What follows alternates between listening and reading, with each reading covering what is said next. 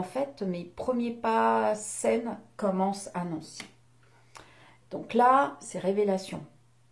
C'est révélation. Je travaille dans un truc de fitness, un club de fitness où je suis commerciale. Je vends de l'abonnement. Je rencontre pas mal de gens. On me propose... il y a France 3. Il y a des concours de chant, concours très tôt chantant. Donc là, allez, repérer. Je chanterai sur la place Stanislas. Alors tout ça en travaillant en parallèle dans l'immobilier, informatique, service gestion. Donc j'avais vraiment les deux casquettes. Impressionnant.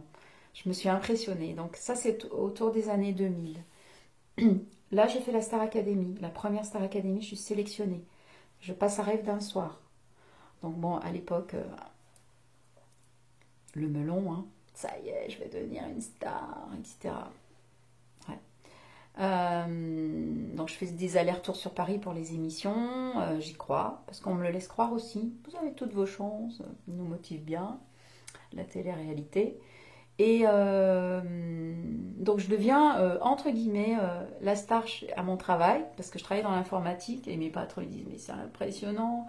Les week-ends, je fais le Fun TV Live à Vendeuvre, qui est M6, interview, enfin l'Est républicain, enfin la totale. Je travaille en orchestre aussi, hein, chanteuse de bal, la semaine. Et le week-end, non, l'inverse. Et le week-end, je fais mes petits concerts et grands concerts, interview, blablabla. Et la semaine, au bureau, tailleur, comme si rien, ni vu ni connu. Et à un moment donné, c'est comme si j'avais fait un petit peu le tour. Je sens que on m'appelle sur Paris. J'ai un ami qui prend un poste dans une boîte informatique qui recrute. Et je lui dis, bah, moi j'ai envie de retourner à Paris. J'ai fait le tour à Nancy, je m'ennuie là, ça y est. Et je repars à Paris, donc toujours, hein, les pieds sur terre, la tête dans les nuages. Il me faut un boulot. J'arrive sur Paris, il me faut un boulot, il faut un logement, etc. Et puis je vais continuer à faire mes castings, mes machins. Et très très vite, en fait, on me met en relation avec un éditeur qui sera un producteur. Et là, synchronicité, je vous raconte l'anecdote, incroyable. On m'a dit, oui, Gérard Tempesti, il a son studio à Gentilly. Il faudrait que tu ailles le voir parce que il adore la chanson italienne. Il pourrait te faire. Vas-y, mais vas-y avec une petite maquette. Et ce jour-là, j'étais de quel côté? J'étais à Boulogne-Billancourt.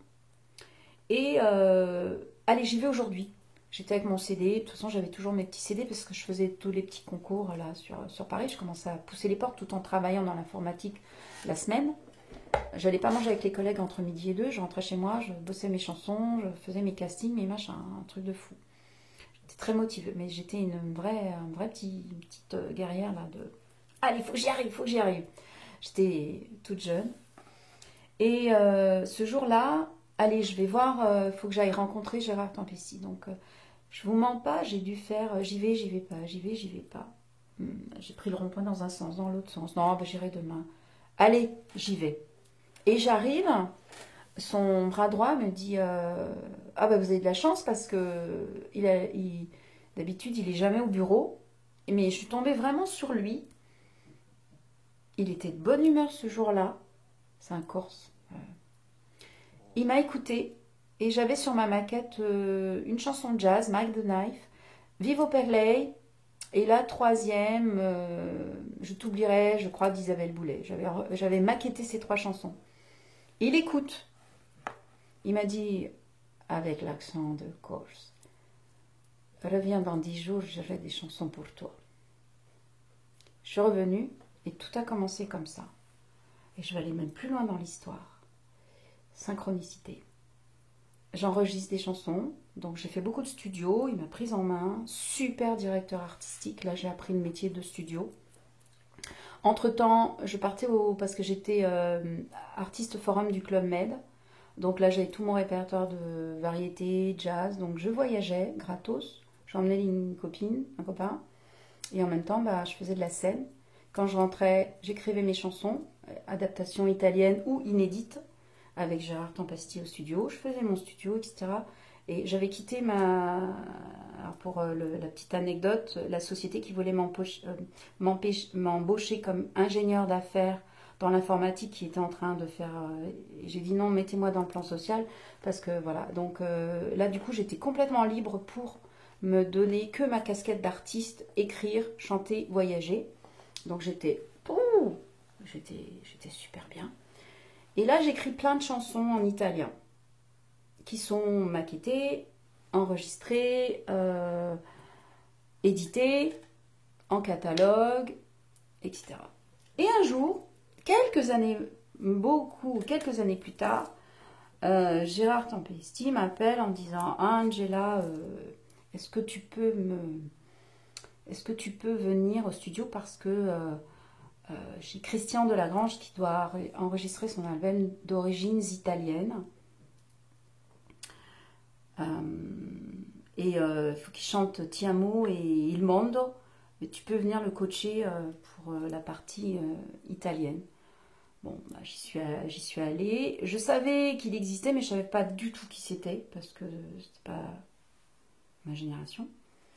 Mais je savais par contre, parce que j'avais ses albums à la maison, parce que je savais que souvent il enregistrait des chansons que moi j'avais enregistrées et écrites en italien, lui il les chantait en version française. Donc en fait mon nom figurait déjà comme auteur ou adaptatrice sur ces albums. Donc je les avais à la maison, voilà, pour le principe.